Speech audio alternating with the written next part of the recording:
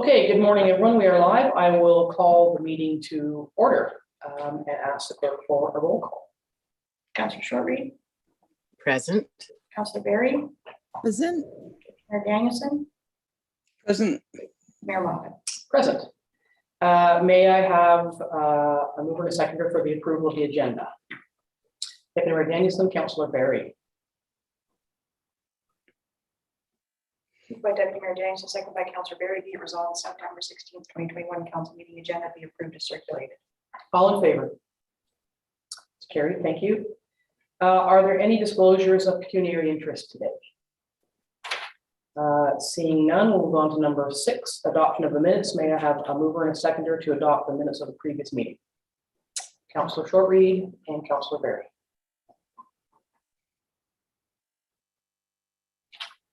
By Councillor Shortreed, second by Councillor Berry, be it resolved that the August 12th, 2021 public meeting minutes and September 2nd, 2021 regular council meeting minutes be approved as circulated. All in favor? Carried. Thank you. No public meetings, no delegations. Item number 9 is building and bylaw enforcement business. I'll bring in Mr. Rogers.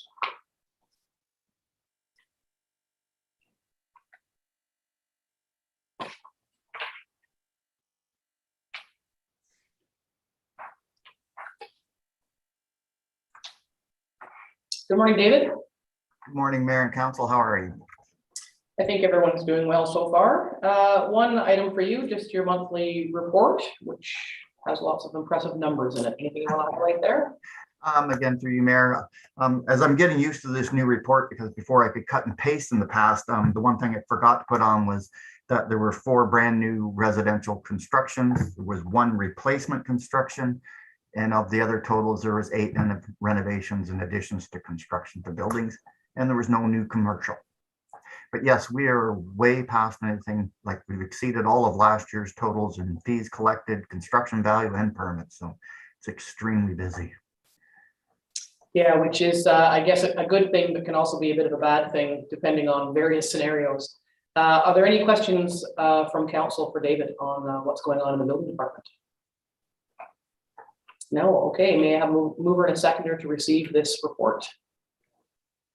Councillor Shortreed, Councillor Berry. By Councillor Shortreed, second by Councillor Berry, be it resolved council received building bylaw report BLDG 1821 month-end report for August 2021 as information. All in favor? It's carried. Thank you. Thank you, David. Thank you, Mayor. Thank you, Council. Item number 10, Parks, Rec and Trails business. We'll bring in Mr. Carter.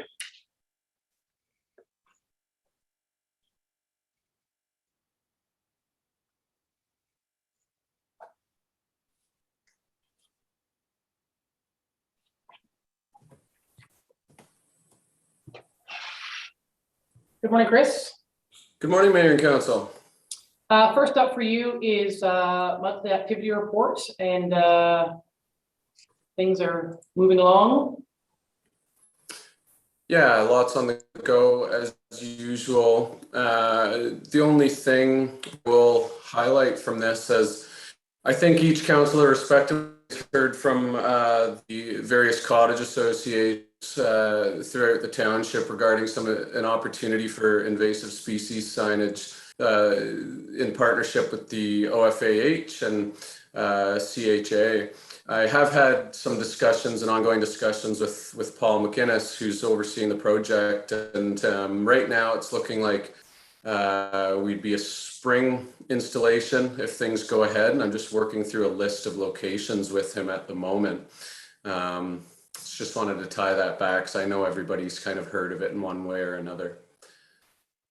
Yeah, that's terrific. You know, a great initiative. We can only cross our fingers that people actually read the signs and conduct themselves accordingly, because, you know, we already have a little bit of signage at some locations, and we still have lakes full of mystery snails and Eurasian water milfoil and other things. So hopefully the signs can help eradicate some of that. I'm going to assume, Chris, that the reduction in the month of August trails revenue is because last year things were shut down.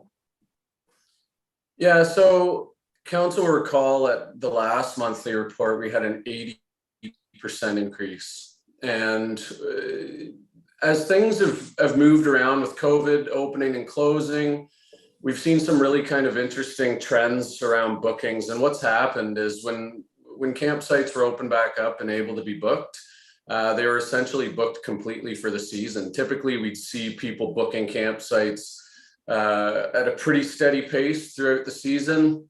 People were ready on the button for when things opened up to be able to just book. So we're not seeing that kind of sprinkled, spread out reservations. They all happened up front, which means not many of them are happening in August. That doesn't mean our attendance is down.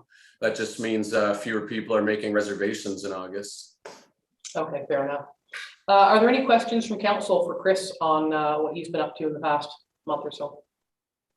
If not, may I have a mover and a seconder to receive this report? Deputy Mayor Danielson and Councillor Shortreed. By Deputy Mayor Danielson, second by Councillor Shortreed, be it resolved that council receives report PRT 1521 regarding monthly activity report submitted by Chris Card dated September 16th, 2021. All in favor? It's carried, thank you. Fall color closures, where has the season gone? Yes, so it's quickly approaching. So this report is to support the entering into agreement with People Ready to contract staff to staff the road closures in the Oxtongue Lake community during the Thanksgiving weekend. The same 4 locations that have been done over the past several seasons. One at each end of Oxtongue Lake Road, one at Elliott Road, and one at Tom Paris Road, all where they intersect with Highway 60. So one of the questions that I am bringing forward, I was speaking to Councillor Dayu, who unfortunately couldn't be with us today. I asked her what the color was like up there. Though that Thanksgiving is late this year and colors are already starting. So I'm wondering, Chris, what's the flexibility with the contract?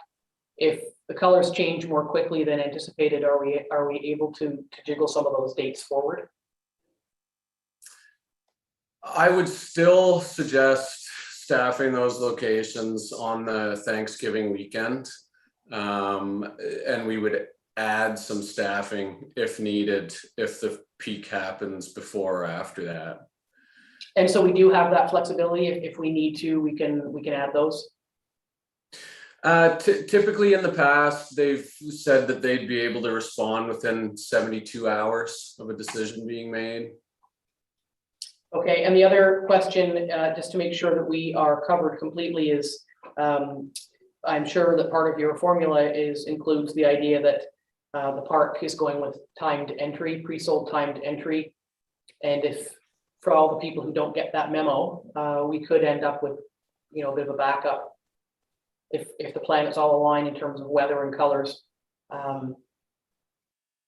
So I think the company needs to know that there could be some extra, the people need to be ready in case that perfect storm happens and we get the kind of backups through Oxtongue Lake that we had, 3 or 4 years ago, 5 years ago, that we haven't had recently because of that timed entry. Now, I understand also that the park is not going to deny anybody entry, but that they are moving to try and control traffic, that they're going to that method.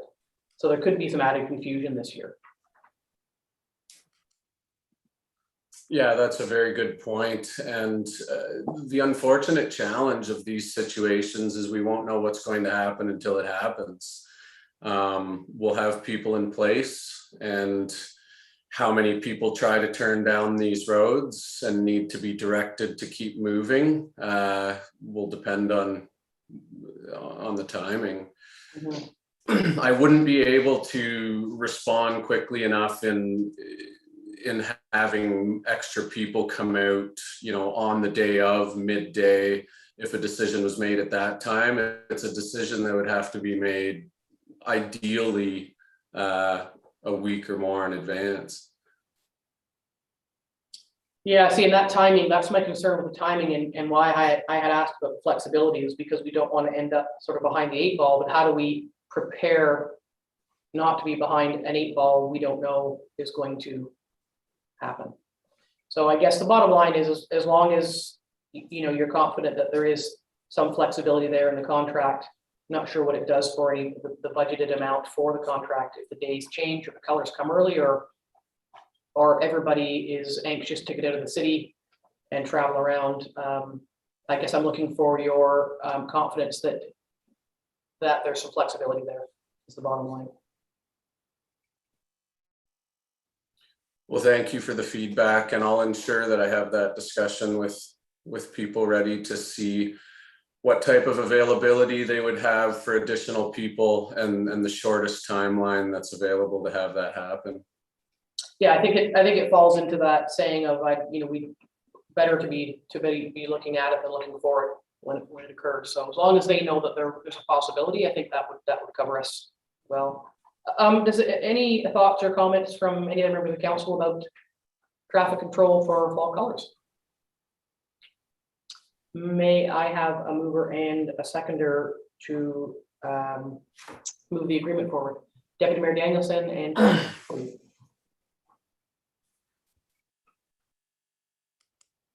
Mayor Danielson, second by Councillor Short, review it, resolve the council receives report PRT 1621, traffic controller agreement for fall color road closures in Oxton Lake, submitted by Chris Carr, dated September 16th, 2021. And the council approves the entering into an agreement with People Ready to supply temporary staffing and authorize the mayor and clerk to sign the said agreement.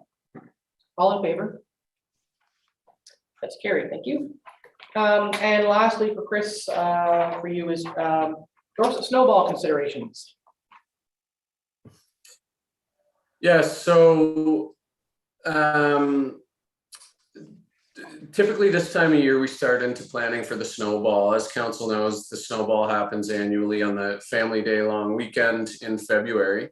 This year we have, similar to last year, additional challenges in running an event during COVID restrictions, which continue to change, and the possibility of the Dorset Recreation Center also being closed at the same time. So what I've done here is highlighted to council what the breakdown is of what we would have to do and have in place if we ran the event, both from the COVID restrictions perspective and ensuring that we have enough sanitation in place in the way of washrooms for replacing what would have been available at the Dorset Recreation Center. Looking for feedback from council now, whether or not we want to go ahead with planning this event, start pulling together the snowball volunteer committee members to start looking at what an event may or may not look like. And also the consideration of some additional funding to support the cost of some heated washrooms that would be delivered, and additional outhouses as well. And just really looking for thoughts on appetite to move ahead with the planning from council right now. Yeah, it's a really difficult report to read in terms of how onerous it is to provide compliance and to ensure ultimately the township's responsible for what has to happen. And, we've had the similar conversations, not only at the EOC, but at council itself when the EOC disbanded, around the tower and our ability reasonably and realistically to manage humans, who are out to have some fun. So I would look to council for their thoughts on this. I personally don't see that we can manage this, but would look to council for conversation on it. Deputy Mayor Danielson. It's really unfortunate that that things are so still up in the air. I'm really concerned about trying to manage the number of volunteers that are required. I'm kind of referring to a report that's later on the agenda about the recreation center and how long that project might take. I know that it seems like a long way off, but look, it's fall and we were still in the middle of summer in my mind. So it comes quickly, and I just think that it's too cumbersome and too risky for everybody, sadly, to go ahead and plan this event. Looking for thoughts from Lisa and Julie. Julie? Being 5 months away and the unknown of the rec center, that's my biggest concern. Is if it's minus 25 and there's nowhere really warm for people to go, that's a huge factor. And our volunteers the majority of them are seniors. So my concern is having enough volunteers. If we don't have volunteers, we can't do it. Right. So, I mean, there's just so many ticks against it. I'd love to have it. It's a great event, but at this point in time, there's too many unknowns. Yeah, and admittedly, one of the other, the unknown elephant in the room is going to be whenever a discussion occurs about requirement for, passports or vaccinations, or, that is likely ahead of us sometime soon. And that would be one more thing to manage. Huge. So it seems pretty onerous to me. Councillor Barry, and then I'll go back to Chris. I think that given the discussion that we have coming up with the rec center alone and the work that's needing to be done there, I think it's just a big chance to take, especially with COVID, but also more so the rec center. And like Councillor Shortreed said, you could luck out and have an outdoor event, but we've been to Snowball enough times that it very well could be minus 25, and then what? So I think given the unknown status of the rec center right now, I don't think it's feasible. Chris, what have you got to say in response to all that? Yeah, certainly. One of my first thoughts was around having a warming place. And I agree completely that we have had years where we've run the Snowball and it's minus 30, minus 35. It is February, you can expect those temperatures.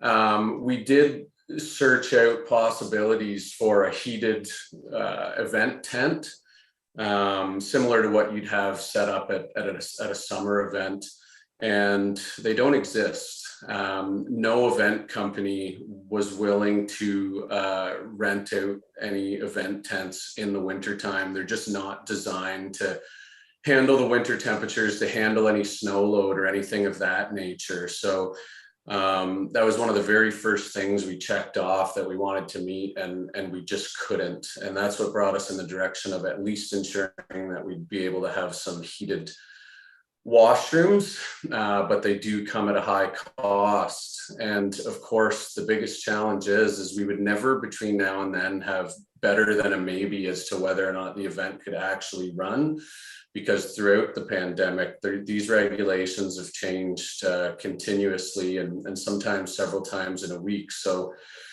if we were planning a target at the moment, we would anticipate that these restrictions may change a dozen times between now and then. Yeah, and additionally, our committees aren't meeting, and we need the committee people to meet to do the work to put on the event. And circling back to what I was saying before, is we don't know yet the comfort level of people to meet, what the expectations and requirements are for those to continue. So I'm hearing, a disheartened no across the board. Something I did say that I would bring forward for Councillor Dayu is if council did feel that the event couldn't happen, is there an opportunity for again, notwithstanding the challenges that we've just outlined, but some sort of winter village walkthrough in the park, partnered with the Lions, or is there something else we could do that isn't a big festival but could be a smaller thing that happens? I would leave that to rec staff to brainstorm something, but is council interested in trying to provide an alternate winter experience, or just lay it to rest until we have all of our sort of COVID ducks in a row? And I would put that out to the members of council. Councillor Barry. I was wondering the same thing. I wondered if, given it does fall on a holiday weekend, maybe there's a way that there could be a celebration that's on a smaller scale. We have the ice rink there. We do have a beautiful park. I don't have any answers on what that could look like, but I do think that, it is an opportunity to at least recognize that, it's something that the township wants to support, but how can we do it given, the conflicting situation? Julie? Yeah, since it was a long weekend and there are a lot of people usually around, it would be nice to do something. I mean, I don't know what, even if it's just something that's there for people to do, like the rink. Even if we, decorate it up, snowball theme type of thing, something. I'm sure Sandra will come up with a lot of ideas if there is something we can do that works with COVID.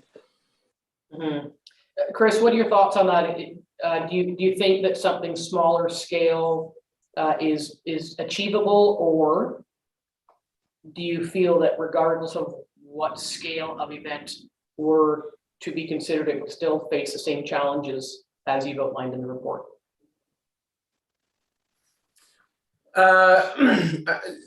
So for some time now, any events that we had, or sorry, not events, but any programming that we have been creating our goal has been to create it in such a way that we refer to it as being COVID proof. So we look at all of the current existing restrictions and what the worst case scenario is within that list of restrictions. And we create programs that can withstand all of those. Something that may work out just off the top of my head is something as simple as maybe we just take, the toboggan race or something of that nature and are able to just run that. I'm sure that something could be developed that would be COVID proof. Absolutely. So is that something, so I'm hearing general concurrence from council that, not to direct that something occur, but that consideration be given to something that could celebrate, recognize Family Day weekend in some way. And I think, to Julie's point, the rink is there. And is there something that festively acknowledges the history of Snowball and Family Day weekend without making a huge make work project in terms of COVID proofing? So maybe Chris, you and Sandra could brainstorm on that, and if you come back with something, that's great, and if you can't manage it, then that would be fine as well. But we could try. Would council be satisfied with that, with leaving it to staff to see if they can sort out something that would be, that would acknowledge the experience but still be mindful of conditions? Councillor Barry? Just wonder, given, it's still an unforeseen, but if the trails are open for skiing, I wonder if there's a way to sort of showcase that, because that's sort of more self-directed versus, congregating.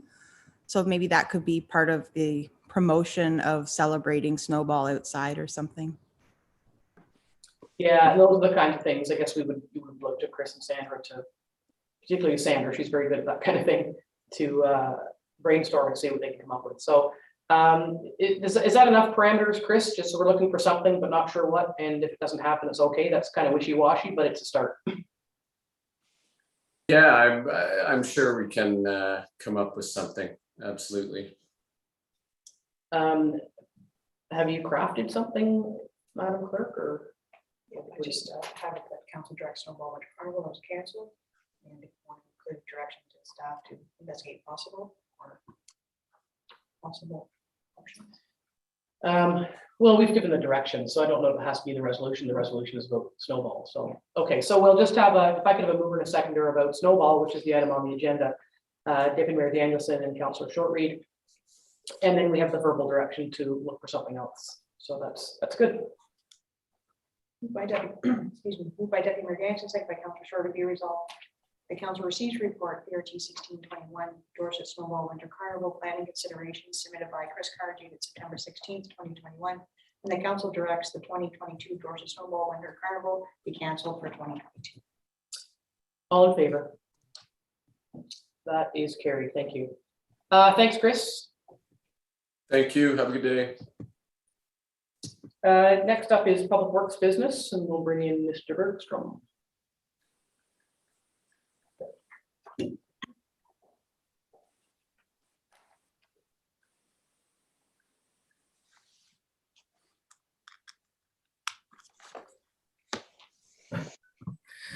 Good morning, Mayor and Council. Morning. A couple of things for you. First one is the automotive material stewardship. You know, nothing changes more quickly than contracts in relation to landfill disposal and hazardous waste days. But anyway, take it away for us.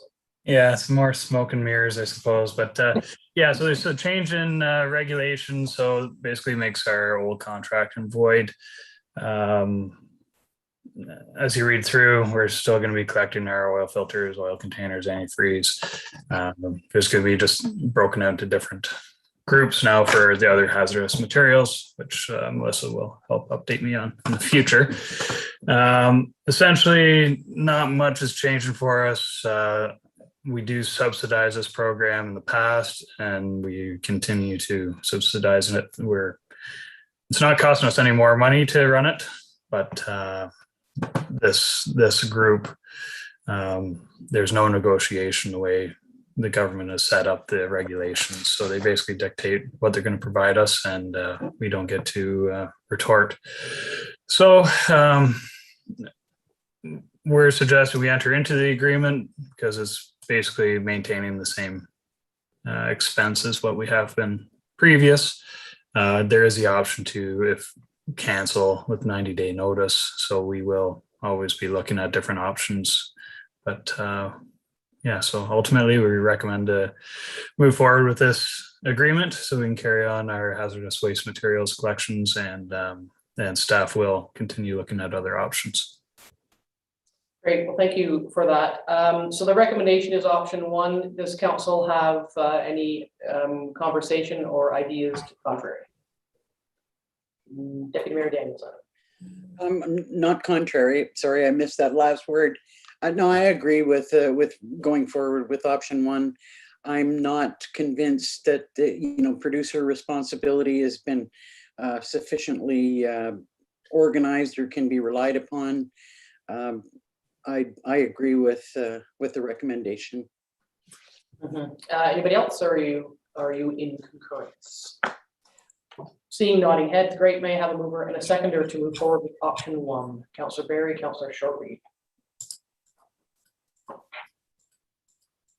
Moved by Councillor Barry, second by Councillor Shortreed, be it resolved, council acknowledge receipt of Public Works Report PW 3521 regarding the automotive material stewardship Inc. service agreement submitted by Melissa Murray dated September 16th, 2021, and that the mayor and council be authorized to sign the agreement, the final form and content being to the satisfaction of the operations manager and chief administrative officer.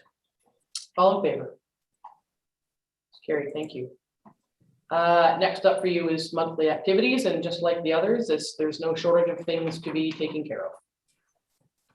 Yeah, we have a lot on the go. A couple things that I just wanted to make you guys aware of. It's not really part of this monthly activity, but September Surface Street has started up in Oxton.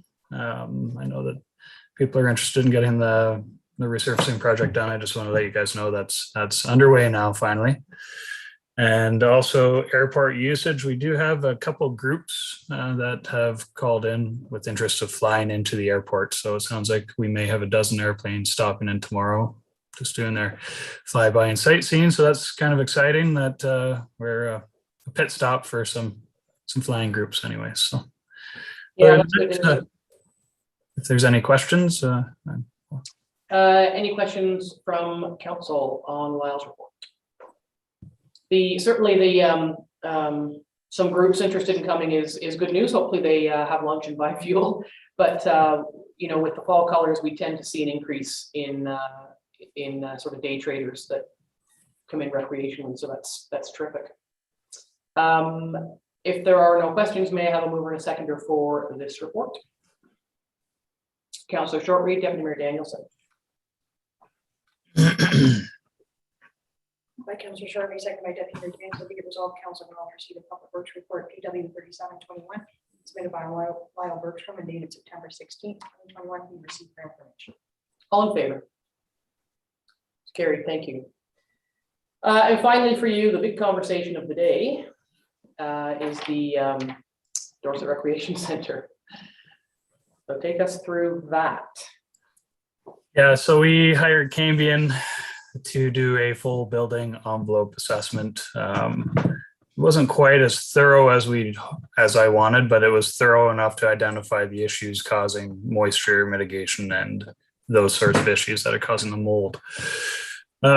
Ultimately, when the building was constructed, between the concrete walls and the interior studded walls with the insulation, there should have been a moisture barrier, what people know now as like a tie-par house wrap. In the early days, it could have been asphalt paper or tin tests, which is kind of like a cardboard-like material. So that's missing. So when they opened up the walls in a few spots, they found insulation that was wet, that was in contact with the block wall. So anytime there's rain, concrete being porous, water migrates through, and then the insulation holds onto it for a while, creates a moist environment and creates mold. So basically their findings say that where we don't find mold today, we may find it tomorrow because none of the exterior wall systems are watertight. And they were trying to figure out any way to fix it as cheap as possible, but unfortunately it's not an easy fix. They did recommend some of their cheaper options of just spraying a sealer on the wall. It's not really the best plan of attack, I think, and we will have ongoing issues because we might seal it now and then forget about it and have mold issues again in the future. It's just very temporary. So ultimately we need to waterproof the exterior walls. We need to fix the ventilation and insulation in the attic system. And then the HVAC, which we already have a project organized to replace the existing HVAC, to relocate it out of the attic space because there's heat loss, which can cause ice damming. A lot of the water infiltration is from ice damming, just from the lack of insulation in the attic and the ventilation. In the report, you'll see some pictures where there's they call more vents, or these foam ducts, I'll call it, that go into your eaves to pull air from your eaves up to your peak, and most of them are crushed. So that was another issue. So they had a number of options, like under option one, I don't think is doable because we don't want to have a building that can't be utilized. Option two had a number of, I'll call it sub options on how to waterproof the exterior wall. And they all have a different lifespan. Now, this is where I want to leave it to council to kind of decide which direction we're going, if we're trying to get it going at the cheapest possible, or if we're going to try to make it last a little longer. Because obviously it was not a planned expense. Option three would be to basically take the building down, keep the foundation and the existing site servicing, and rebuild like for like.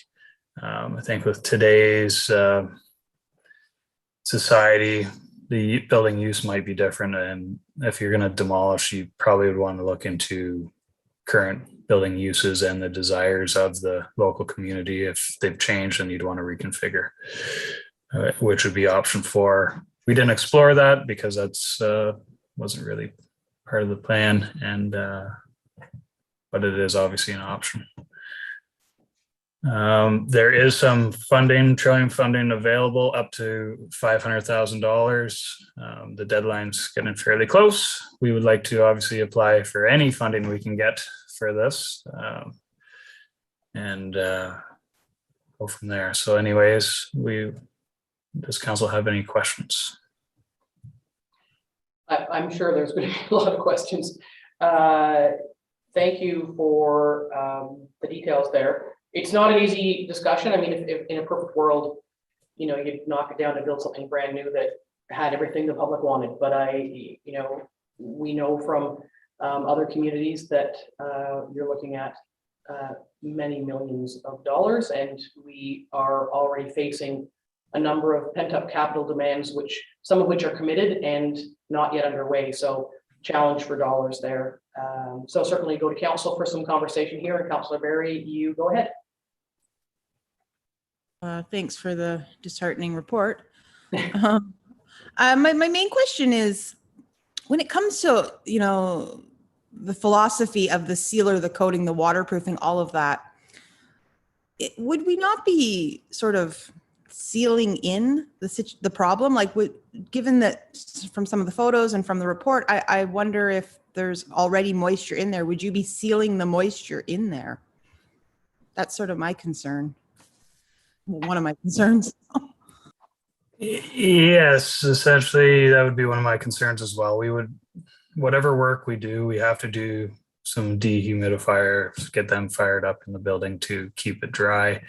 None of these is a perfect world situation because we already have a wet building. Part of this project, regardless, we have to pull the ceiling out on the main floor and all the insulation because it's been wet before, and that would be removed as part of this. Now, under option 2, there's install interior waterproofing. So that option actually removes all the interior drywall, all the interior insulation.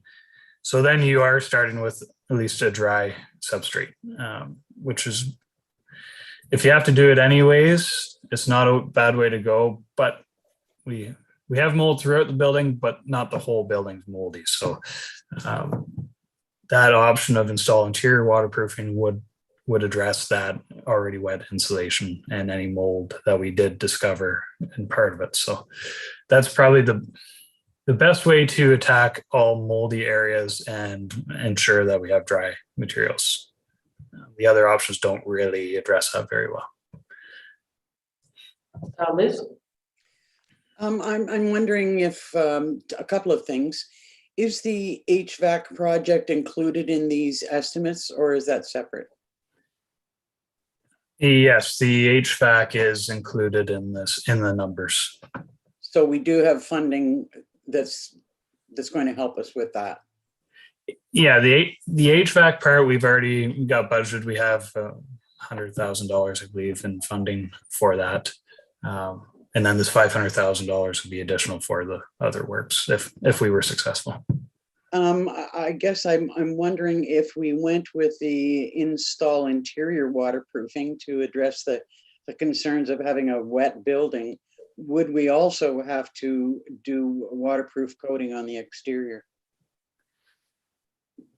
No, so typical masonry buildings, the waterproofing is between the exterior cladding, which in this case is a split block concrete, and even the municipal office here with the brick, you have a waterproofing between the brick and the interior studding. So that's your moisture barrier there. So the brick is basically the beautiful part. It is load bearing as well, but the waterproofing system is behind it, or should have been in this case.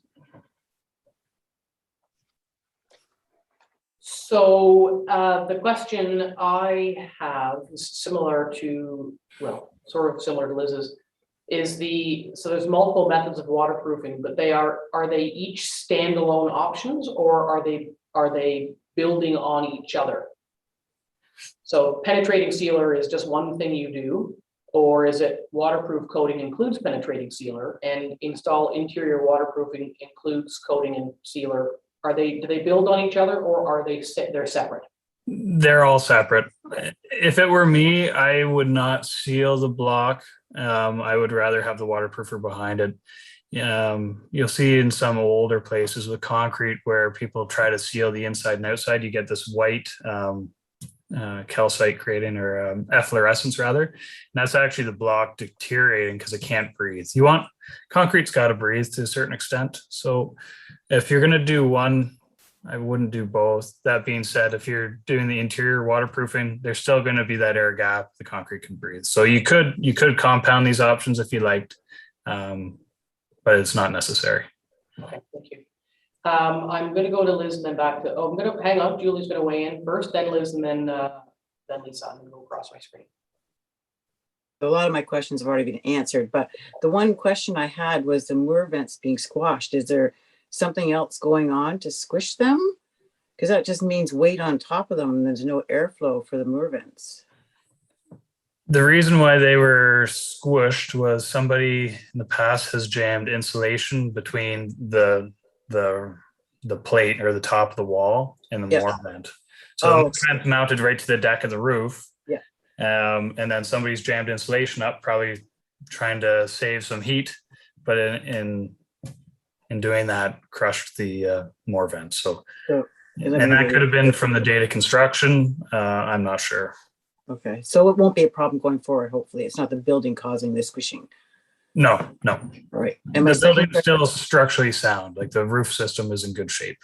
All right. And my second question was, which water penetrating do you think is preferable? Like, which one would you choose? We're not contractors. I know there's so many things on the market that, you know, I guess what it boils down to is, what do you think is the most efficient one? I think if it were me, I would be leaning towards the interior waterproofing. So then you maintain the look of the building because that's the look everybody knows. And then you're also addressing any internal issues. If you have any wet insulation or any mold starting, it's getting addressed. Mind you, is very invasive. Like so getting back into service, that one takes the longest because we could potentially be dealing with the exterior and then just fixing whatever the ceiling and the ceiling insulation and getting back open. That's not going to be quick either, but the interior waterproofing will be a much bigger, more invasive project. So I think that brings it back to the way the building should have been, and it would function best. You're catching other issues that you may not find otherwise, but it'll take much more time. So. Liz. I was going to say, given all the concerns that we've got and the fact that there's so much moisture in the building, I hate to say it, given the price tag, but I think we've got to go with the install interior waterproofing. I am wondering, you know, how long that will take. I guess we have no choice if we decide to go in that direction, how long it's going to take, but I am curious if there is any estimate on timing.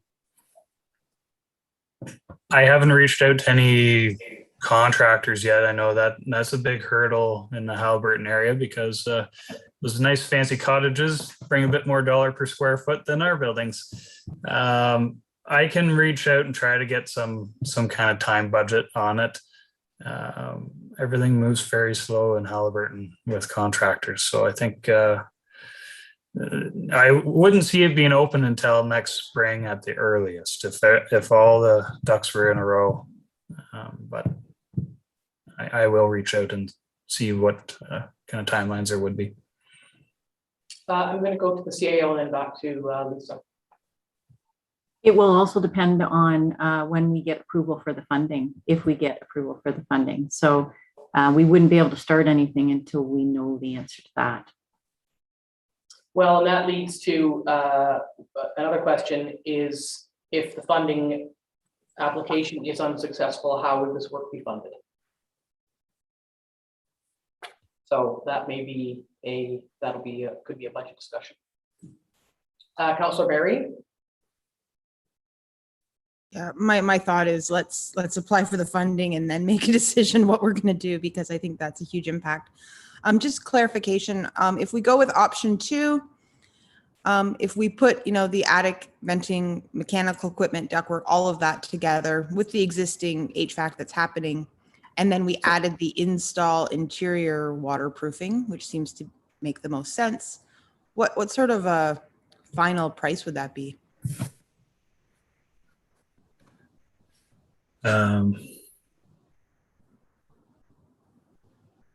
Sorry, I got to do some quick math here, but No, that's okay. Yeah, you're looking at I think we're around 400 or 500,000 for the ceiling, attic work, and the HVAC, and then you're another 350 to 400,000. So you're just shy of $1 million, $800,000 to $1 million. And that includes the $290,000 that we have already earmarked for the HVAC. So remove that year. 600,000, 700,000. So what I want to ask, I have two things. One question for you, Lyle, and one for council is, you stated at the beginning of your report to council that the report wasn't quite as robust as you were expecting. Is that something, are you missing things that we need to get? Or what part's missing for you in terms of the report from Cambio? Yeah, so that's something I wanted to mention at the beginning. I kind of forgot was that, so this gets our building back up and running to address the wet building to a certain extent. What it doesn't address is it's still an old building. There's still some maintenance work that needs to be done. There's a door downstairs that had experienced flooding in the past. It has to be replaced because the door sills are rotten. So there's a lot of other items within the building that need to be brought up to current and not major big ticket items, but we do all this work. We still have an old building it's not old, it's 32 years old, but there's still other systems that may require extensive work in the near future. So by doing this, we're not kind of resetting the asset life at zero. We're still a 33-year-old building. Okay, so then my question is, you had commented too, about not doing the overcladding because the building is what people are used to looking at. Well, maybe that needs freshening up. What I want to make sure that we do is examine the entire package. I'm not saying that I want to go out and build a $10 million recreation center, although I wish we could. Is the building and its configuration and the opportunities it offers, the spaces that it offers, is it serving the public need? And my concern with that is, if the answer is, well, we don't know, or we could find out, or no, then I think the only logical place that conversation would take us is to option 3 or option 4, which I just don't believe that we can afford. But I think we do need to take the opportunity, to your point you just made, Lyle, is what else needs to be done. Let's not, historically, we've never looked at standalone items. We've looked at a more holistic approach to these kinds of projects. So maybe we need to look at what else needs to be done there or could be done for a bigger package. Problem is the deadline for Trillium. So Trillium is not a given, probably stands a good chance. Trillium is always oversubscribed. So I guess what I'm looking for from council is we can go the logical and safe route of doing the interior waterproofing, because you're absolutely right, one and all, that nobody wants a wet building. And I think that's the most important piece of it. Is there interest in, while we're at it, considering that bigger picture, knowing that if we do that, we would miss the deadline for Trillium and have to find other money or self-fund. So it's that, which way do you want to go? I don't know if anybody's a gambling person, but I think it's in our best interest to just consider the bigger picture to help refine us down to where we want to go on this. I see Liz's hand and then Julie's. Yeah, the bigger picture could include a number of different considerations. If we were going to look at reconfiguring the site as a whole, for a really big picture, I mean, it could include things like housing, and that looks at other options for funding. I'm just throwing that out there, that there are other things that could be included in a new building that might bring in funding from other areas. There's part of me that wants to say, let's think about this a little bit more, given the amount of money that we have to spend anyway. And then there's another part of me that thinks, okay, let's go ahead with doing the interior waterproofing, apply for the funding. And if we don't get the funding, look at other opportunities or options. Well, and that's to Lisa's point, is to tackle both at the same time and see which comes first, because I think, Lisa, you raised an interesting point that we can say today that I think everyone agrees that we need to not have a wet building. Like, that's Yeah. just a given. So we're hearing the most logical course is around insulation and venting, the mechanical work, the duct work, and the interior waterproofing with a certain tag on it, and a Trillium application. So to Lisa's point, if the Trillium application is not successful, does that change the conversation? Yes, no. What it does do, I mean, it can change the conversation if we make it change the conversation, but it also puts a tremendous financial burden on an as yet unheld budget discussion where we already know we have an asset management plan with many, many millions of dollars worth of things we need to be doing. And again, I'm going to say it again, and the community is changing, and I kind of feel like we're getting a little bit behind the ball on some of these things. So, Lisa Berry. I completely agree. I also like what what Liz was saying about, possibly the reconfigure, like that, that's huge. We don't know what reconfigure means. It could mean something completely different that serves the community in a different way. So I'm not opposed to option 3 and option 4. I sort of feel that a lot of this is based on the funding. And, we've talked before of the infrastructure with the garage there. And like, I think that whole area could be part of the discussion.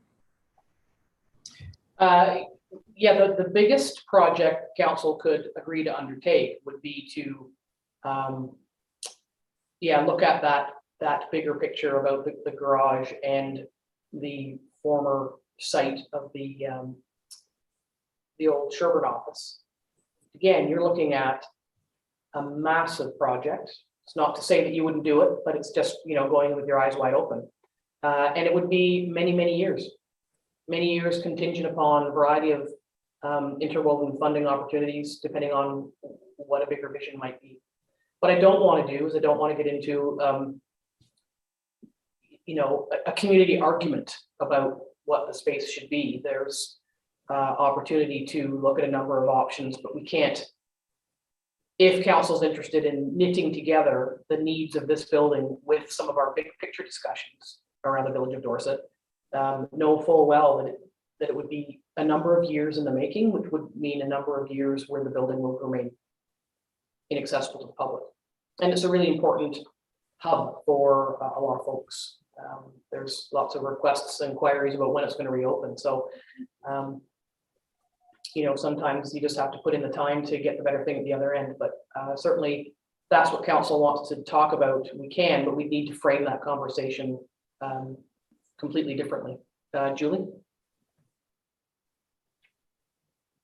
I'd love to have something bigger and better, but so many people right now, I mean, every day I feel like I have people, when's it going to open? When's the gym going to open? We have so many people who want to use the gym, want to use the squash courts, want to use the big gym, that it's just too hard to justify saying, oh, it's going to be closed for 3 years or whatever. And there's so many more people living here now. Like, our population has increased a lot, that having it closed for that period of time, such a long time, is going to be really hard for the community. Absolutely, and that's what we have to figure out is which way to go. So I guess I'm going to go to Angie and say, and Lyle to a certain extent, and what about the option of tentatively going with the waterproofing because nobody wants a wet building, and seeing and submitting the funding application for that purpose, but knowing full well there are other things that need doing, and making sure that we prepare to have a conversation. If the Trillium funding isn't successful, it could take the project in a completely different direction. But I think we need to make sure, like, as an example, how do we reflect community changes? Well, we could put pickleball lines in the gym, and that's nothing to do with this particular project. It's just a bigger vision of that building. So I think that needs to be a different kind of conversation. It's a recreation and a physical facility conversation, and how do we knit them together? But the time is short. Trillium applications are not particularly easy to do, and the deadline is only a couple of weeks away. So, Angie, what were you going to say? was just going to,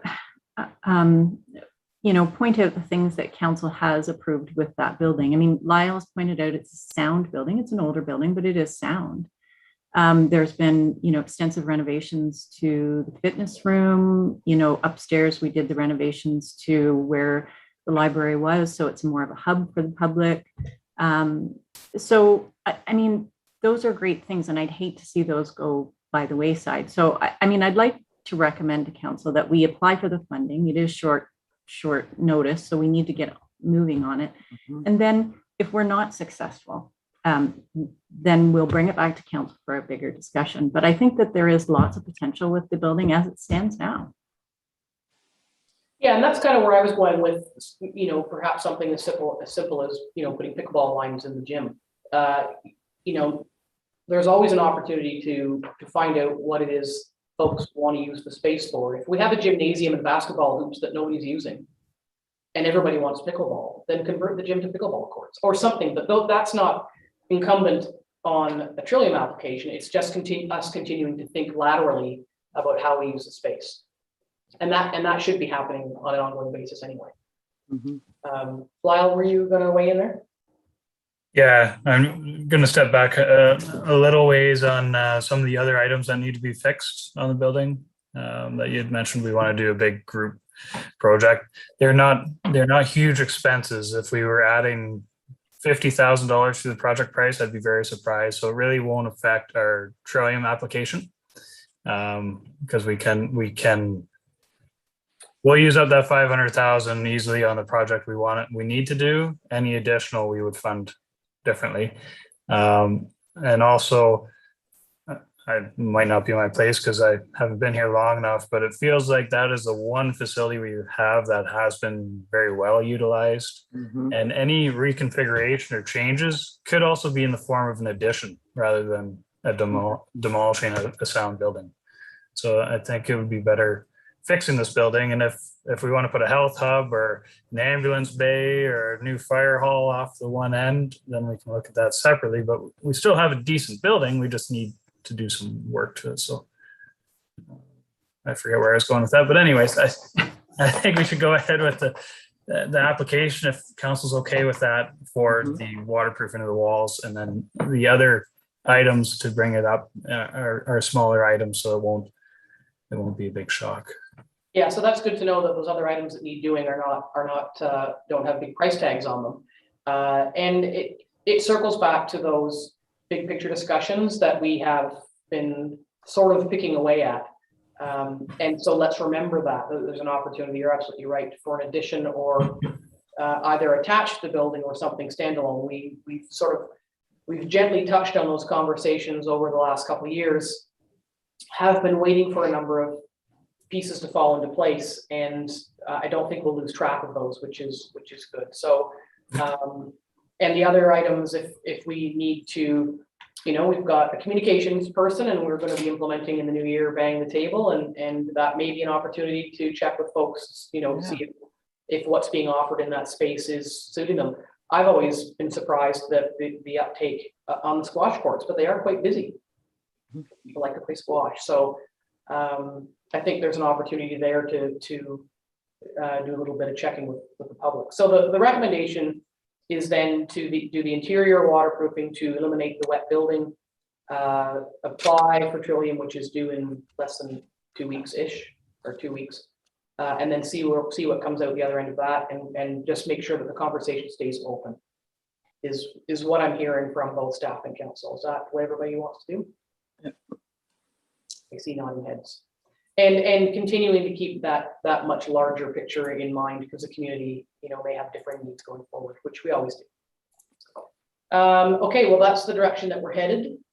And I would like a mover and a seconder to move ahead with option 2, install interior waterproofing. Deputy Mayor Danielson and Councillor Short-Reed. Moved by Deputy Mayor Danielson, second by Councillor Short-Reed, be it resolved that report PW 3821 regarding the Dorset Recreation Center building envelope condition evaluation be received, and the council direct staff to apply for the Trillium Foundation Community Building Fund, and the council direct staff to proceed with option 2, install interior waterproofing as identified in the said report. All in favor? That is carried. Thank you. And thanks for the conversation. I think it just helps us keep our eye on the prize, you know, in that community overview. Thank you, Lyle. Thank you. Have a great day. You too. Fire services business is next, so we'll see the fire chief in a moment.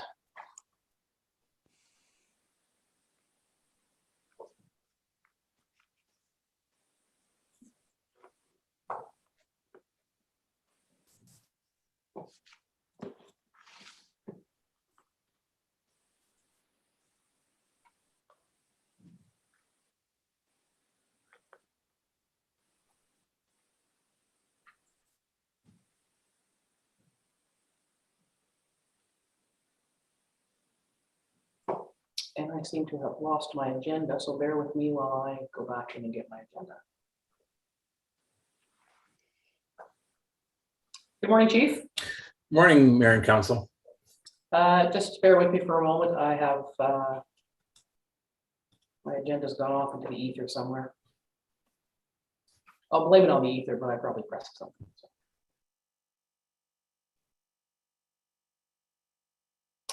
Right. Your monthly report is here. Is there anything that you'd like to highlight for us? Definitely, there's two items I'd like to highlight. The first one is the new Algonquin Highlands fire pumper that's located at Station 70. It's been very well received, and by both Stations 70 and 60. They've been jointly training on it because there's a good chance that they'll be at scenes together, and I think it's brought the group together from both stations. The second item I'd like to highlight is currently we're in a recruiting process that closes on September 30th.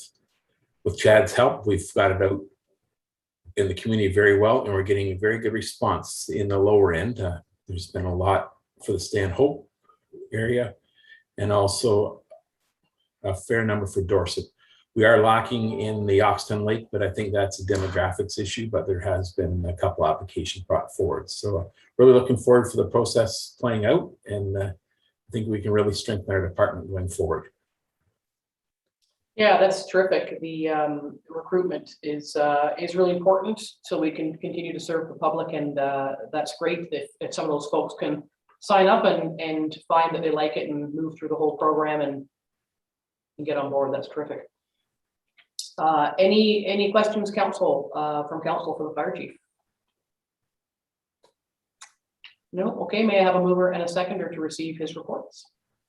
Deputy Mayor Danielson and Councillor Shortreed. Moved by Deputy Mayor Danielson, second by Councillor Shortreed. Be it resolved that council acknowledge receipt of fire service report FB 1521 regarding monthly activities submitted by Michael French dated September 16th, 2021. All in favor? That's carried. Thank you. Thank you, Chief. Thank you, Mayor and Council. Enjoy your day. You too.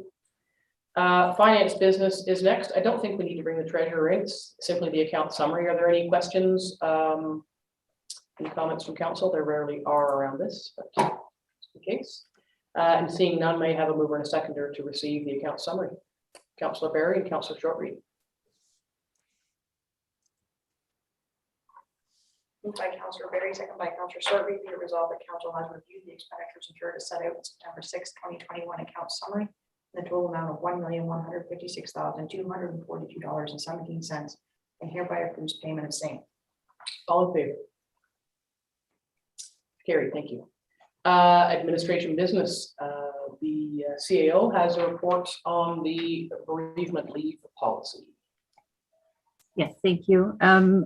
As council knows, we are working through our HR policies, bring forward for review and amendment if necessary. And one of the policies that was identified for review was the bereavement policy. And that was mainly because of changes that we made to the vacation policy recently.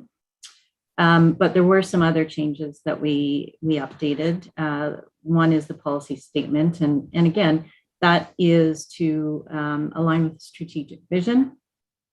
The scope has changed slightly because it now is proposed to apply to all employees. With respect to the policy, there are a few changes. The requirement to be employed for 12 weeks was removed. A death could occur for an employee at any time, so that was removed. And then to reflect the vacation policy, we've included bereavement leave entitlements for specific family members and how long someone could be off for bereavement leave. One of the main changes for council's consideration is our previous policy allowed bereavement leave of 5 days for basically any family member. And that isn't the industry standard. The industry standard is 5 days for immediate, and we've listed the immediate family members to be identified there. But for family members like aunts, uncles, nephews, that sort of thing, we've changed it to 3 days because that does seem to be, in reviewing other policies, that does seem to be the standard. So that's for council's consideration as well. And one of the other main things that's been added is that the fire chief could attend a service if there was a firefighter in personnel that lost their life in the line of duty. So that's before council for consideration. Thank you for that. I'll go straight to Deputy Mayor Liz. I really like some of the changes that have been made, sort of differentiating between, lengths of time depending on, what family members there are. I really like the addition of the fire chief being able to attend funerals. The only question that I've got is on item number 4, that I'm assuming that that's a paid working day. Yes, it is. Yeah. Is that an industry standard? From the policies that I reviewed, yes, it is. Yeah. Okay. And so just to follow on Liz's chain of thought, that's you get a paid day off to attend the funeral of Whoever. your friend or your neighbor, or that's what that means. Yeah. Yes. I'll clarify. I had also asked about item number 7, that if there could be some consideration for other full-time paid fire staff. Certainly if there was, we have a training officer full-time position now. Should there be a line of duty death in a neighboring department wherein there are staff with whom that person works, that there's an option at the discretion of the chief for others to attend as well. For example, the training officer might attend a funeral for somebody in, Geyser or Lake of Bays or other working partners in the fire service. But certainly that would be at the discretion of the chief, just to make sure. I do know that, or we all know, I think that sometimes volunteers will attend if it's a big line of duty death anywhere in the emergency services, but they're not contained in this policy. But because we have more than one paid fire department staff, it should probably be extended to that person as well. So looking for thoughts on that. Liz? Yeah, I have, that's a good recommendation, as I think, as long as it's at the discretion of the chief. Okay, so then that would mean that the policy would the resolution would just say as amended, council supports that. It's pretty small, but sometimes the smallest things can be significant in a smaller community, a closer knit community. Councillor Barry? Yeah, I like the idea at the thought of the permission of the police, or sorry, of the chief. Just a question with number 1, where it says immediate family member, it says parent, biological or adopted. Would that be a case of like a step parent as well? Because often a step parent has an adopted child, so I just wanted to make sure that was part of the consideration. And if council wishes, we just for clarity, certainly we can add that. Yeah, and that's something I'd mentioned the other day too. Is it doesn't hurt to add step in there. So if council's okay with that, those 2 changes, then that would be that would conclude the amendments that would be in the document. Is there anything further on this updated policy. May I have a mover and a seconder to move it along? Deputy Mayor Danielson, Councillor Barry. Moved by Deputy Mayor Danielson, second by Councillor Barry, be it resolved, Council received report CAO 1421 regarding the HR policy review draft bereavement leave policy submitted by Angie Bird and dated September 16th, 2021. And that Council approves the draft bereavement leave policy as amended and directs a bylaw be brought forward for consideration to adopt the said policy. All in favor? That's carried. Thank you. Next up for you is the revised salary grid. And this is just coming forward as a result of Council's review of the new salary grid in closed session at the last meeting. And as Council is aware, we just completed our pay equity and compensation review in accordance with the required legislation. And there are, the consultant proposed a few minor changes to our grid, which is before Council for approval. And it's proposed that the effective date be October 1st. Anything further? Council did discuss this fully last time. So if there's nothing else, no further questions or anything, I would ask for a mover and a seconder to move it along. Deputy Mayor Liz Danielson and Councillor Short.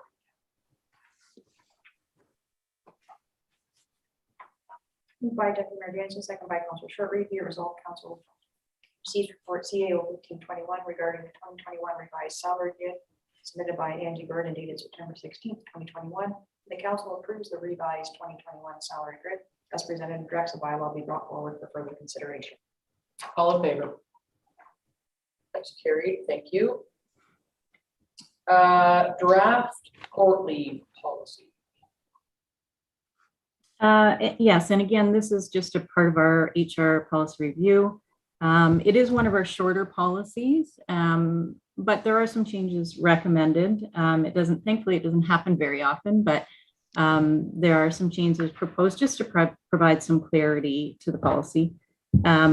And so, I mean, I certainly don't need to go through it. If Council has any questions, I'm happy to answer them. Liz? The only question I've got is on the remitting any payments received from the court for expenses to the township. I guess I'm differentiating between a per diem that might be paid and expenses that might be incurred, because they might incur, travel expenses that they wouldn't normally get from the township. So can we differentiate that? Certainly, if Council wishes, we can do that. You're correct. There is a differentiation with if you incurred meals or that sort of thing and you get paid for those. It's just to ensure that if you're getting paid by the township to go to court leave, that you're not double dipping. So yeah, we can make that change. Luckily, I have never been subpoenaed to court. Does the court pay your mileage to go to court? Mm-hmm. Okay. And I had a question. I had asked about the final item about half of a regular working day because I said, well, you don't go to court in Minden, you go to court in Toronto or Kingston or Lindsay or Peterborough, and odds are that the half day would be spent traveling. But anyway, we sorted that out, so it's just there just in case. If there's nothing further, I would look for a mover or a seconder to move this along. Councillor Shortreed, Councillor Barry. Moved by Councillor Shortreed, second by Councillor Barry, be it resolved, Council received report CAO 1621 regarding the HR policy review draft court leave policy submitted by Andy Bird and dated September 16th, 2021. The Council approves a note of policy as amended and directs a bylaw be brought forward for further consideration and approval. All in favor? That's carried. Thank you. Next up, sorry, I'm just making a little note here. Excuse me for a moment. Next up is our communications coordinator, Chad Ingram's first report to council. So we'll bring him in and not give him a hard time. Oh, come on. I know. Well, we always make jokes for when someone makes their first report that we're going to give them a hard time. But There's a lot of words in this report. Good morning. Good morning, Mr. Ingram. You can hear me? Yes? Okay. Take it away, your centralized corporate and social media accounts report as part of our greater communications plan. Yeah, as the report indicates, I'd like to start 3 corporate social media accounts for the township. And these would be Township of Algonquin Highlands accounts, very bread and butter sort of municipal information we relate to residents on a regular basis.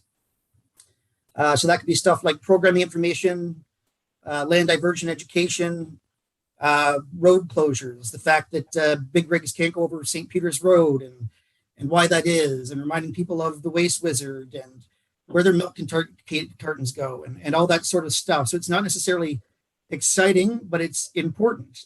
And you do this on a regular basis. And I would do this in consultation with the department heads. They tell me information they want put out there, and I'll put it out there for them.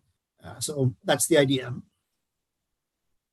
Perfect, and I love the idea of the troll policy. I had been, prior to going into the interviews for this position, I was quite a big believer that there should be a bit of a clamp put on some social media strategies because the world anymore has become a bit of an unkind place. The social media world can be pretty ugly and pretty unnecessary.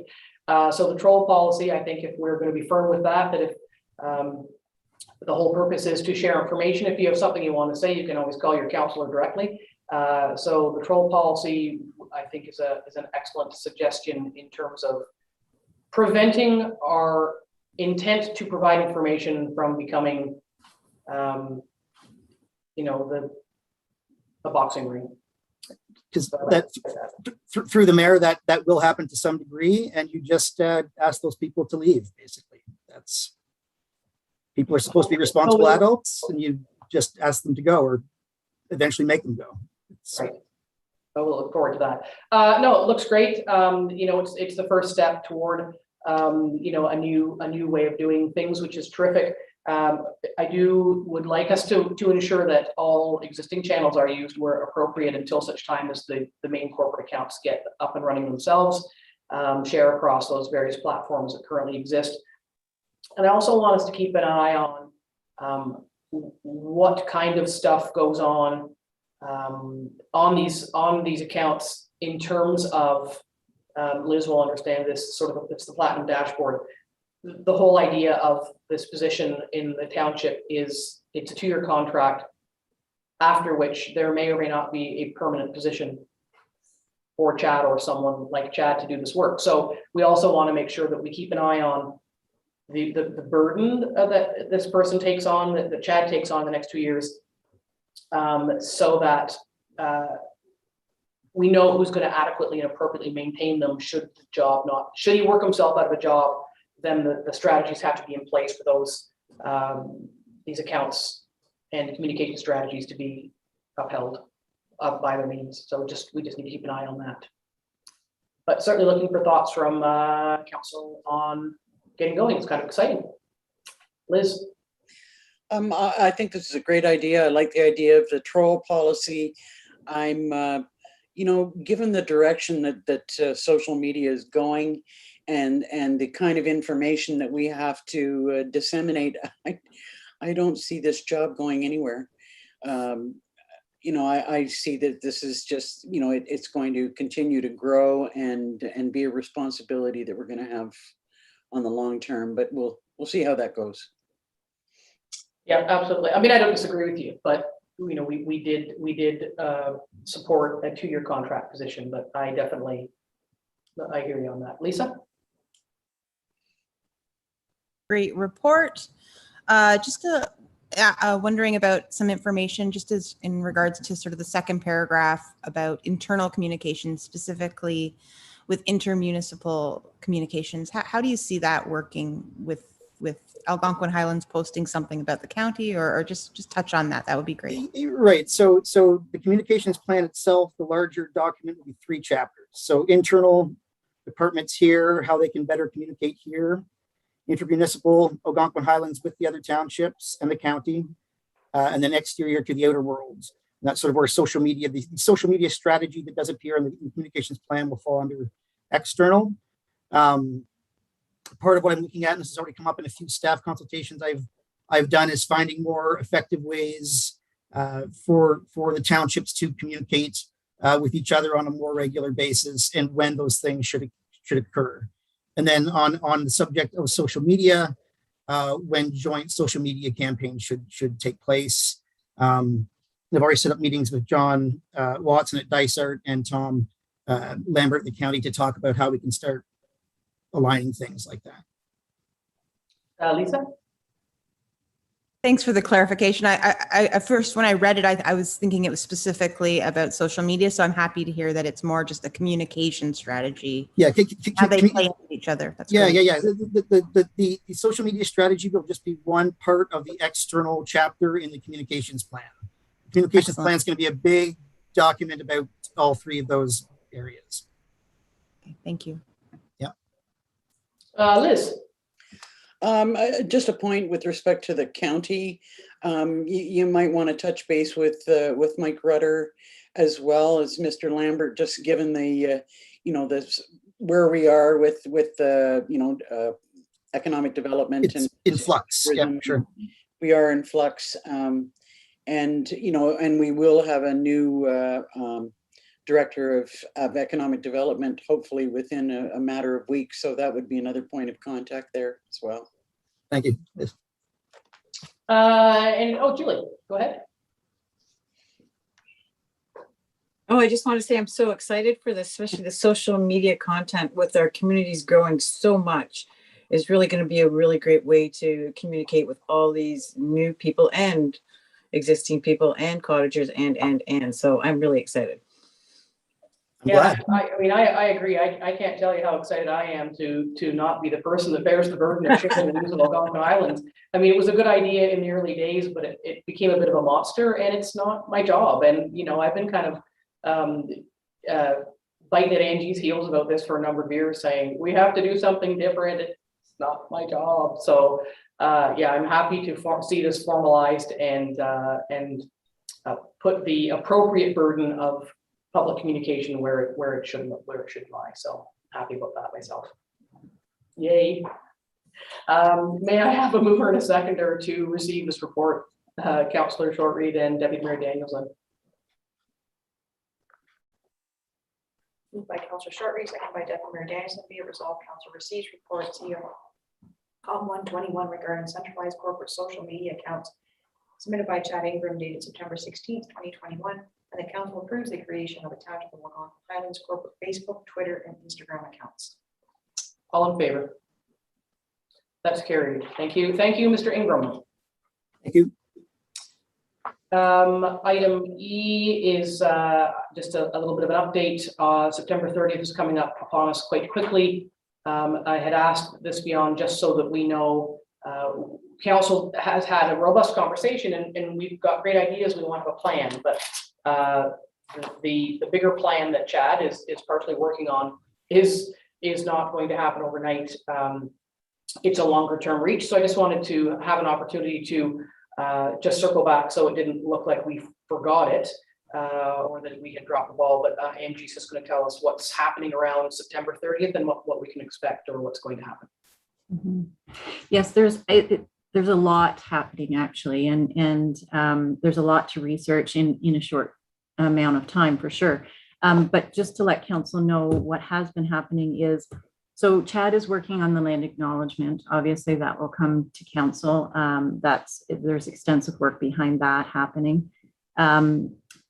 It's two staff, so Chad and Sean just attended the 2 full days of Indigenous awareness training in Highlands East, and brought back some valuable information to add to what we're looking at as a program.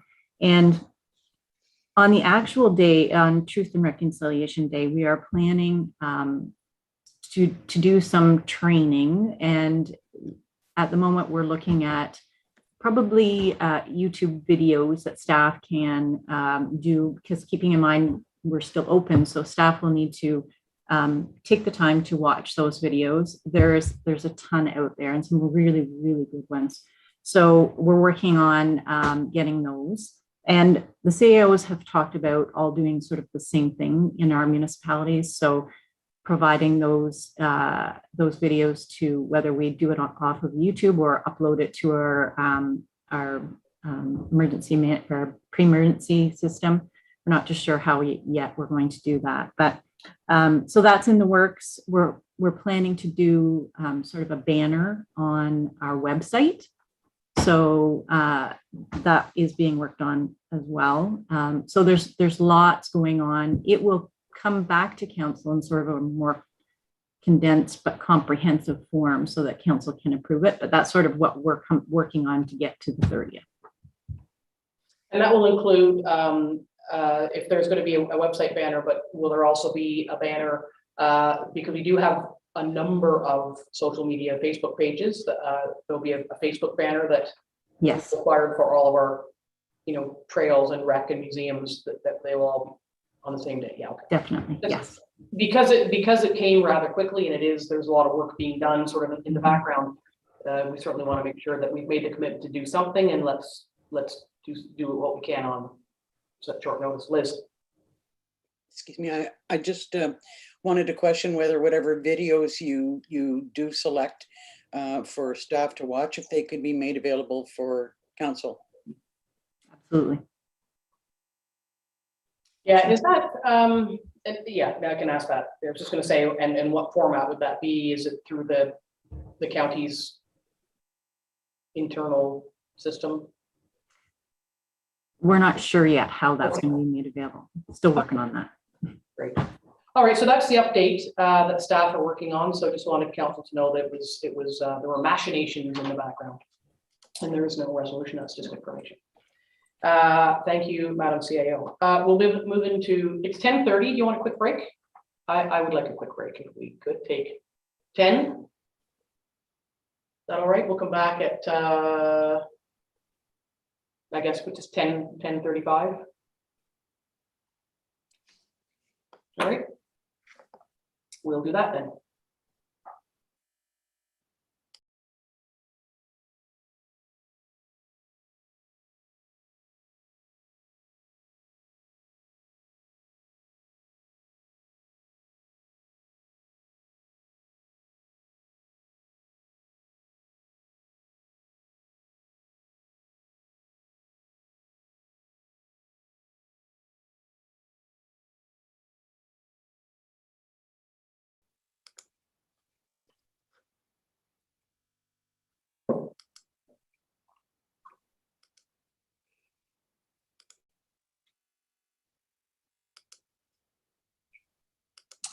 Welcome back. We are reconvened at item 15, planning business. We'll bring in the planner. And while we're doing that, the first item is committee adjustment minutes. Any questions, comments on those? May I have a mover and a seconder to receive them? Deputy Mayor Danielson, Councillor Barry.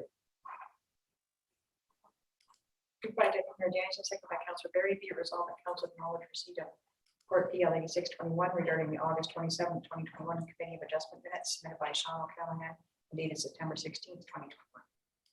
All in favor? Carried, thank you.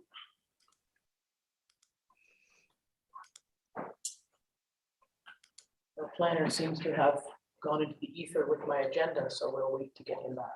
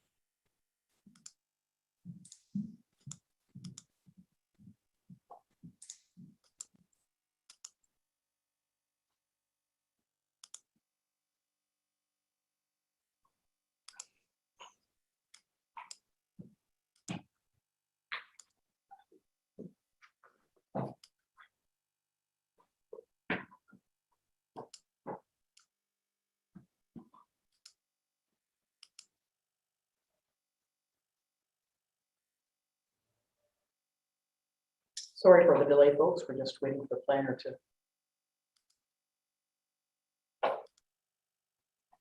come in. Seems to be a technology challenge.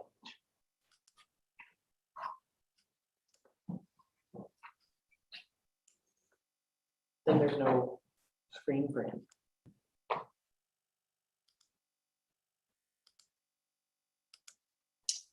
Staff are working hard to get Sean available for us.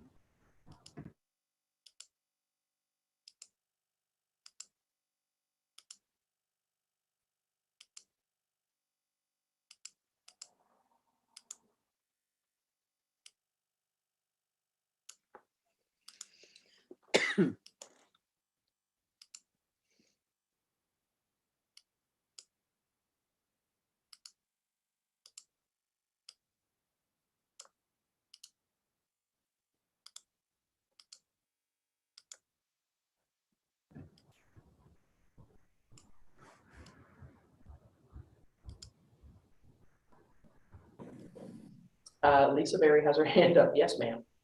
Who is clicking? I believe it's Liz's mouse. Okay. Here's my mouse. Okay. I can't do anything about it. There might be in settings, there might be a mouse click noise button.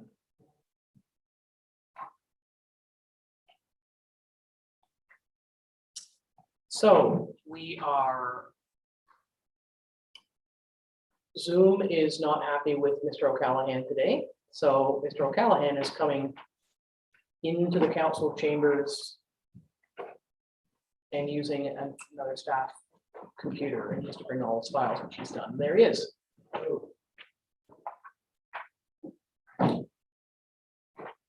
Or can you not just go right there? Sorry, that one needs your chair.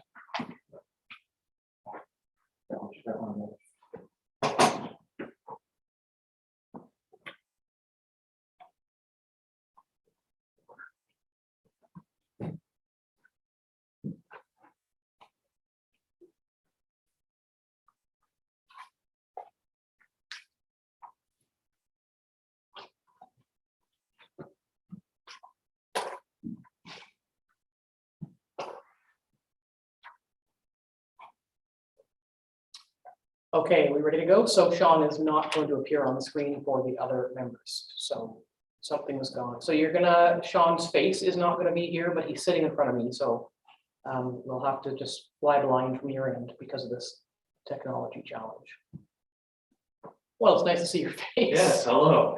Okay, so apologies for the delay. Sometimes technology just does not want to cooperate. We have done the committee of adjustment minutes, and so we are starting with you, Sean, for the pre-consultation for the application for consent. So if you take us through that. Yes, so this is a severance application. It's for pre-consultation comments for a property on Ren Lake. The adjacent landowners on either side of this property are proposing to essentially split it in half and add it to their parcels of land, so no new lots would be created. Staff are recommending approval of the proposal in principle, and happy to answer any questions if there are any.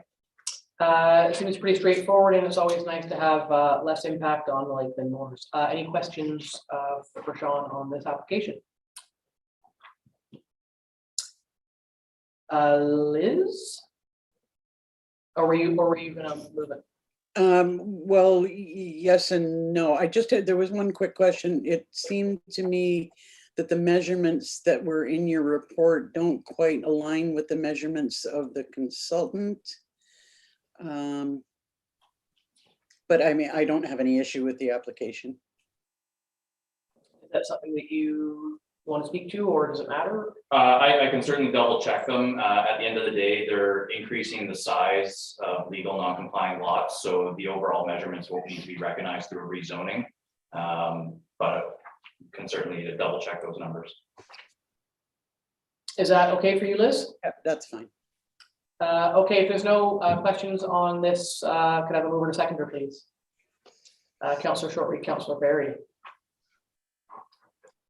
Moved by Councillor Shortreed, second by Councillor Barry, be it resolved the council acknowledge receipt of planning report PL 8721 prepared by Sean O'Callaghan and dated September 16th, 2021, regarding proposed application for consent pre-consultation located on part of lot 12 in Session A, geographic township of Sherburne, located on Wren Lake. And further, that council supports in principle the proposed sever subject to the following conditions: 1, payment of taxes including penalty and interest; 2, settlement of 5% parkland dedication or cash in lieu in the amount of $100 for the severed parcel shall be paid to the Township of Algonquin Highlands pursuant to Section 51(1) of the Planning Act. 3, confirmation the right-of-way known as Toppy Lane will continue to provide uninterrupted access to those who currently use it. 4, a copy of the draft reference plan be submitted to the planner of the Township of Algonquin Highlands for review and comment prior to the registration of the plan. And 5, the 7th parcel merge entitled with the benefiting lands. All in favor? That's carried, thank you. Next up is an application for a short allowance closing in the name of Corbett on Big Hawk Lake. Yes, this is the application to close the shore road allowance. Nothing really of note. There does appear to be some development located on the shore road allowance, but staff are recommending to proceed with regular status. Questions, comments from council? May I have a mover and a seconder, please? Councillor Shortreed, Councillor Barry. Moved by Councillor Shortreed, second by Councillor Barry, be it resolved that council acknowledge receipt of report PL 21 regarding the proposed shore road allowance closing fronting property located at part of lot 19, concession 11, geographic township of Stanhope, Corbett, Big Hawk Lake, submitted by Sean O'Callaghan and dated September 16th, 2021, and the council approved in principle application OSRA 2921, made to stop up and close and convey the said shore road allowance, that the applicants are requested to proceed in accordance with the shoreline road allowance closing procedure. All in favor? It's carried, thank you. Next up is another application, the name Virtue on Maple Lake. It's another application to close the shore road allowance in front of this property. Again, there does appear to be some development on the shore road allowance. However, staff are recommending proceed to the regular process to close that shore road allowance. Any questions, comments, concerns? May I have a mover and a seconder, please? Deputy Mayor Danielson and Councillor Barry. Moved by Deputy Mayor James, second by Councillor Barry, be it resolved council acknowledge receipt of report PL 921 regarding the proposed shore road allowance closing fronting property located at part of lot 26, concession 5, geographic township of Stanhope, Virtue, Maple Lake, submitted by Sean O'Callaghan and dated September 16th, 2021, and that council approves in principle application OSRA 3021 made to stop up, close, and abate the said shore road allowance, that the applicants are requested to proceed in accordance with the shoreline road allowance closing procedure. All in favor? That's carried, thank you. Next up is another closing application in the name of Quig on Big Hawk Lake. It's another application to close the shore road allowance in front of this property. Just one thing to note with this parcel, there is some crown land closer to the point, which they will not be able to purchase. But I understand there are discussions with the ministry to purchase that land. But there are portions of shore road allowance they are directly adjacent to that do have structures on them, but staff would recommend it proceed through the regular process to close the shore road allowance. Any questions from council? May I have a mover and a seconder? Councillor Shortreed, Deputy Mayor Danielson. Moved by Councillor Shortreed, second by Deputy Mayor Danielson. Be it resolved council acknowledge receipt of report PL 9021 regarding the proposed shore road allowance closing fronting property located at part of lot 23, concession 14, geographic township of Stanhope, Quig, Big Hawk Lake, submitted by Sean O'Callaghan and dated September 16th, 2021. And the council approves in principle application OSRA 3121 made to stop up, close, and convey the said shore road allowance, that the applicants are requested to proceed in accordance with shoreline road allowance closing procedure. All in favor? Carried, thank you. Next up is the bylaw for the closing for Burnett on Big Hawk. Yes, this is a bylaw to close the shore road allowance in front of this property. It was circulated for comments to the commenting agencies. No objections or easements were requested. And staff would recommend approval of the proposed bylaw as presented. Questions from council? I have a mover and a seconder. Councillor Shortreed, Councillor Berry. Moved by Councillor Shortreed, second by Councillor Berry, be it resolved, Council College receipt of report PL 9121 regarding the proposed shore road allowance closing fronting property located at part of lot 19, concession 11, geographic township of Stanwell, Burnett, Big Hawk Lake, submitted by Sean O'Callaghan, dated September 16th, 2021, and the council deems the said shore road allowance to be surplus. It concurs with the recommendation made in said report and directs the bylaw to stop, oppose, and pay the said shore road allowance brought forward for further consideration. All in favor? It's carried. Thank you. And finally, bylaw for 2697507 Ontario Limited on Quadma. Yes, this is another bylaw to close the shore road allowance in front of this property. Again, it was circulated for comments and no easements or rights of ways were requested or objections received. And staff would recommend approval of the proposed bylaw as presented. Any questions? Great, mover and seconder. Councillor Berry, Deputy Mayor Danielson.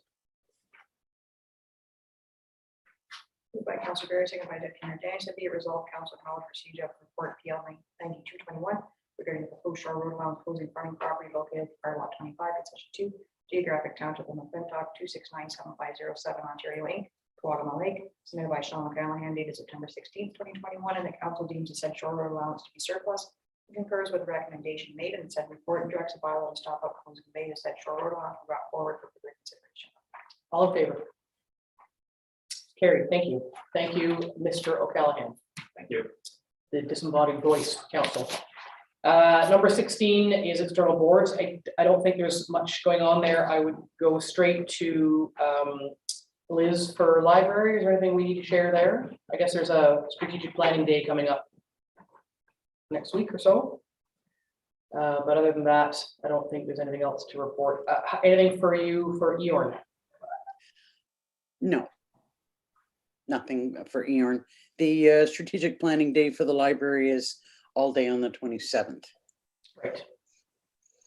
Okay, then we're moving to correspondence. Did anything get advanced? No. May I have a mover and a seconder to receive the correspondence listing? Councillor Shortreed, Deputy Mayor Danielson. Moved by Councillor Shortreed, second by Deputy Mayor Danielson, be it resolved, council receives the correspondence system for the period of August 26th to September 8th, 2021 for information. All in favor? Carried. Thank you. May I have a mover and a seconder to go into closed session? Councillor Berry, Councillor Shortreed.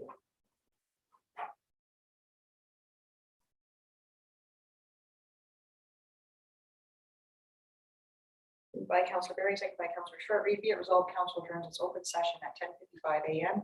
in order to proceed into closed session to discuss the following: advice subject to solicitor-client privilege in accordance with section 239(2)(f) of the Municipal Act as amended, 2001 as amended, zoning compliance matter, litigation or potential litigation in accordance with section 239(2)(e) of the Municipal Act 2001 as was amended. All in favor? It's carried.